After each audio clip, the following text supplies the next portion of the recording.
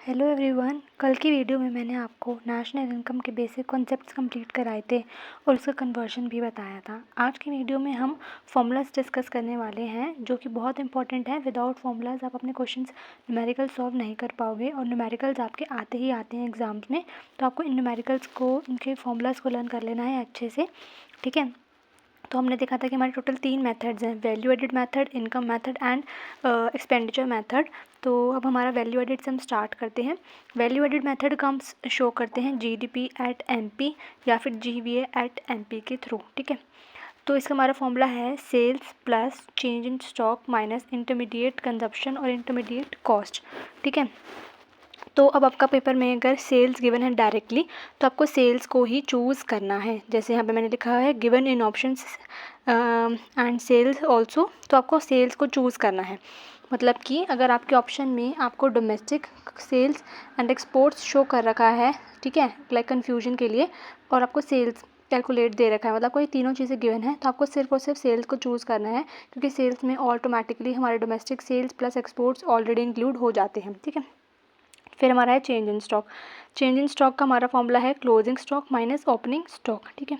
फिर हमारा है इंटरमीडिएट कंजप्शन, जिसको हम परचेज ऑफ रॉ मटेरियल भी बोलते हैं। उसमें भी हमारी 2 चीज़ें आ जाती है, इंपोर्ट्स एंड डोमेस्टिक परचेज।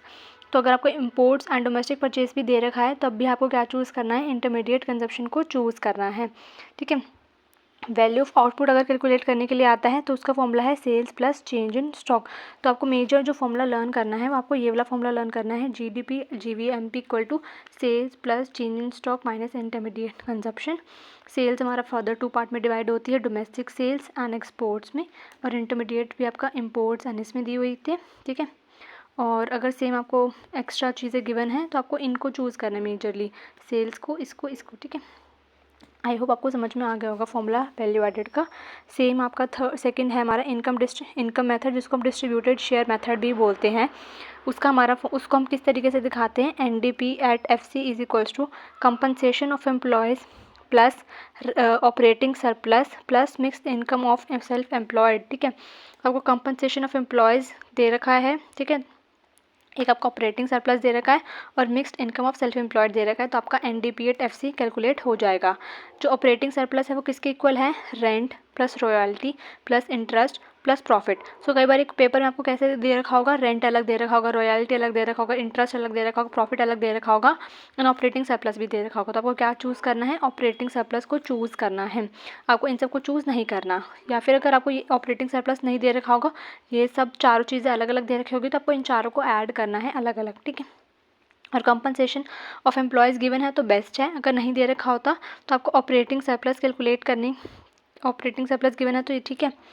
अगर ये आपको कंपनसेशन ऑफ एम्प्लॉयज़ गिवन नहीं है तो आपको wages and salary in cash and kind को ऐड करना होगा, employees contribution toward social security scheme आपको ऐड करना होगा, तब आपको कंपनसेशन ऑफ एम्प्लॉयज़ आपका मिल जाएगा, ठीक है। तो मेजरली आपको 3 चीज़ लर्न करनी है इसमें, कंपनसेशन ऑफ एम्प्लॉयज़ को, ऑपरेटिंग सरप्लस को, mixed income of self employed को। बट अगर आपको ये चीज़ें गिवन नहीं है तो आपको इन सबको सम कर देना है, तो आपका एनडीपी एट एफसी कैलकुलेट हो जाएगा, ठीक है।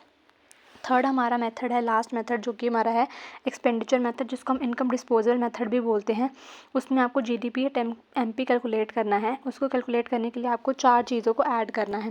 फर्स्ट हमारी है प्राइवेट फाइनल कंजप्शन गुड, जिसको एक्सपेंडिचर हाउस होल्ड भी बोलते हैं।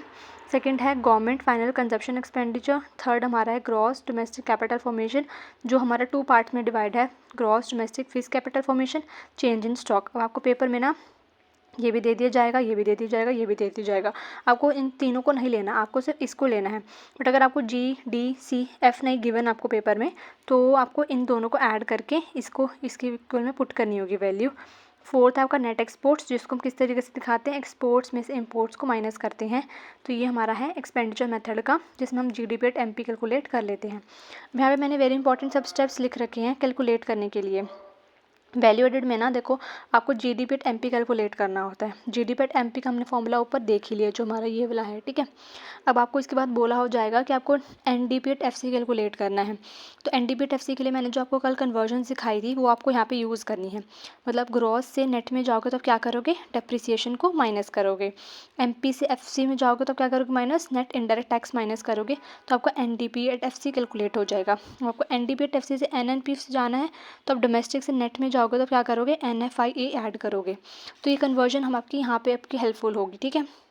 तो आपको इसमें क्या चीज़ लर्न करनी है, एक तो आपको ये कन्वर्जन जो मैंने कल की वीडियो में कराई थी आप उसको दोबारा देख लेना अच्छे से, अगर समझ में नहीं आया, अगर नहीं आया तो बता देना, मैं कमेंट सेक्शन में दोबारा से इसको एक्सप्लेन कर दूँगी अच्छे से, क्योंकि वो बहुत इंपॉर्टेंट है। बिना कन्वर्जन्स के आप अपने आंसर्स कैलकुलेट नहीं कर पाओगे, ठीक है।